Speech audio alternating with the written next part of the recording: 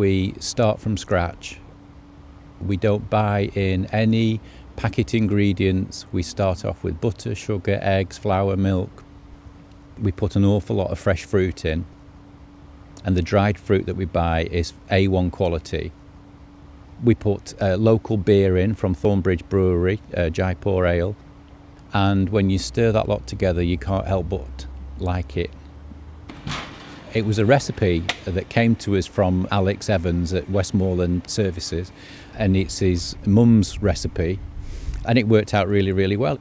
I like it because it's very light, and you can have more than one portion after your Christmas lunch.